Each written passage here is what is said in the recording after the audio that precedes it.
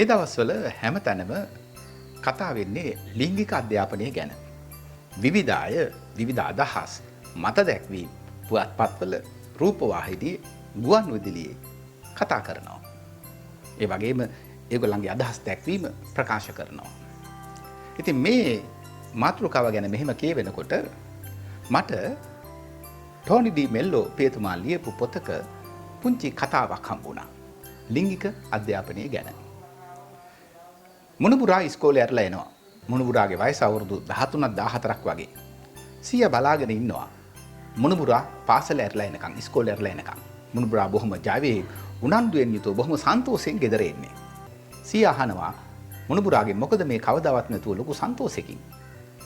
මුණුබුරා කියනවා අද අපිට වැඩසටහනක් තිබුණා. වැඩසටහනක්? මොකද්ද වැඩසටහන? මුණුබුරා කියනවා අද අපිට ලිංගික අධ්‍යාපනය ගැන වැඩමුළුවක් තිබුණා. ලිංගික අධ්‍යාපනය ගැන වැඩමුළුවක්. කවුද ආවේ වැඩසටහනට?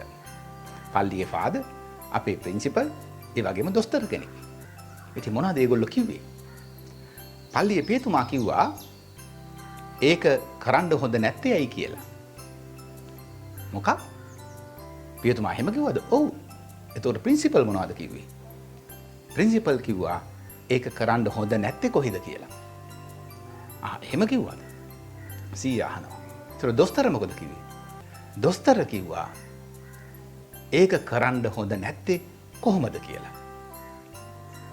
ඒ අය ඒගොල්ලන්ගේ දැනුමේ ප්‍රමාණය හැටියට මේ මාතෘකාව ගැන හැමතැනම කතා කරනවා. 6 education